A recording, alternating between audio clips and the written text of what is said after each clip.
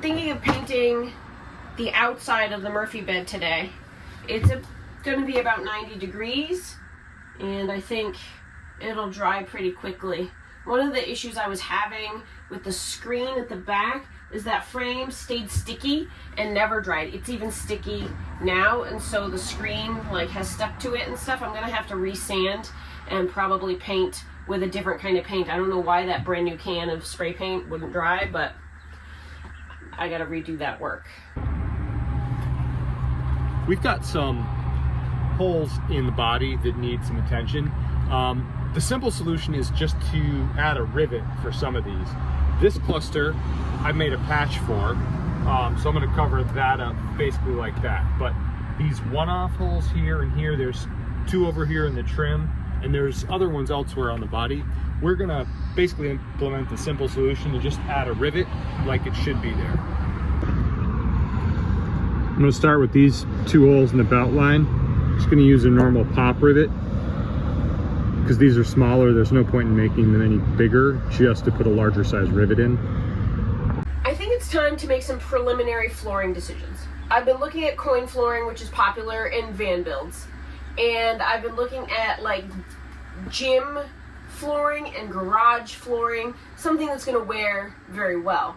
One of my primary objectives is to have no plywood corners exposed, meaning I want to roll something out and have a clean surface to build on from one end of this coach to the other.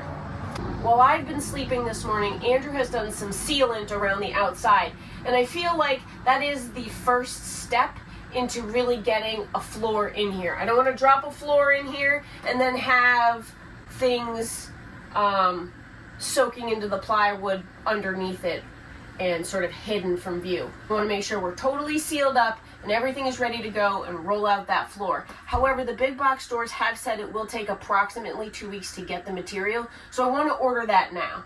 I know we've covered riveting in some of our previous videos, but here's a quick recap on what we use.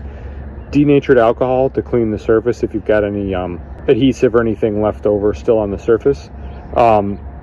For 1/8 drill bits for putting in these type of rivets, so typically interior rivets but also in the exterior trim, we use 1/8 drill bits. We like these. They're made by Irwin and they're double-ended, so that if you were to break one you've still got another end to use. They're also relatively short, which means if you're drilling into the wall you won't poke the skin on the outside and make a little dent. For one at a time rivets I'll use Parbond aluminum color, and that's a sealant that basically will bed one rivet. If we're going to do something like a roof vent or something of that nature, we use some variation of Tremco's Trempro. This is 635, and we'll go all the way around the vent with something like that. Rivets that want to look finished for the exterior of the Airstream, we use these shavable rivets. Now, they're not as structural as a buck rivet, but they will look like they're supposed to look. So when we're just putting one here and one there, these are a fine choice. Finally, to shave those, to finish them, you use this tool, and basically it spins down against the top of the rivet and gives you that polished round head look. After calling around to a lot of different places, I think that the best option for the initial flooring is going to be to glue down a sheet of that coin flooring.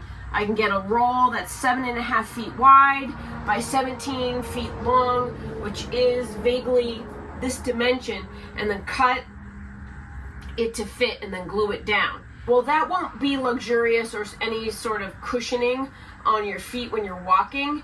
It will provide me with a very durable, cleanable surface right to the walls. And then what I'm thinking of doing in the future is cutting a piece of luxury woven vinyl or carpet or something that I can cut to the walk spaces and custom fit, and something that I could possibly not glue down, even maybe use Velcro or snaps, so you can roll it up, take it out, hose it, scrub it, and clean it, and then reinstall it when it's dry. I think that would be my ideal situation.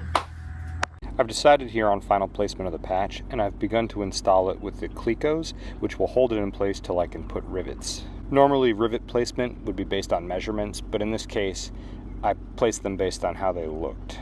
With all the rivets now installed, I'm going to let the sealant set up before I shave them so that they look finished. Bottom edge of the battery box didn't actually have rivets, there were screw holes, and for some reason we haven't ever put the screws back in, so I'm taking care of that. I've let the sealant set up for a day before I try to spin these rivets. First step is to cut off the little end as close as possible. Then with the rivet shaver set up in the drill, you'll hold the collar tightly and spin the drill bit, and that should shave the rivet. Here's a quick tour of some sealants we use, starting with Sikaflex 221. It's appropriate for sealing around something like a roof vent. We've used Trempro 635 for body panel and window replacement. Captain Tolly's is for panel seams, where it will wick deeply into the crevice between two panels. We use Parbond along beltline trim, along window trim, and for one-off rivet replacements. The 3M is for resticking door and window gasket, and the butyl tape is for bedding an air conditioner or similar. Depending on the size of the seam, it may wick in, and I may have a cavity or an exposed hole or something, a pinhole. So I'll probably come and check it and come back and do it again. But before we lay flooring, I really want to get a lot more sealant on my beloved Dreamboat. It's pretty good. It's not perfectly smooth, and where I stop, there's a little like puddle, but it's vaguely self-leveling, and I learned a long time ago that it is better just to let it be slightly uneven like that than it is to try and take like a finger and wipe and whatever, because this stuff is like particularly like rubbery almost, and it doesn't work like latex caulking. Correct. Where you can correct and it. So I've found that what I end up doing is making a giant mess of my hands and everything if I try and do that. So putting it on, I believe you can get this stuff in a caulking gun style tube as well, but I like this. I feel like I have a lot of control with that small tip for all the small little seams. The worst thing about it is that it has this metal like tube, and the corners are sharp, so if you stick it in like a bucket or anything like this, it punctures the one next to it. The one next to it, and it grows little tumors. You get like blobs that dry and crust or leak, or you'll squeeze like this, and instead of it coming out of the tip, it's going to come through your fingers or something like that. But I need to touch up this corner here, but I don't put a bead of sealant along the bottom edge of the window, so that if water does get in here, it can run down and out. But corner, so you're just going to come around to the corner to where it starts to go flat? Yes. And stop, right? That's usually my plan, yeah.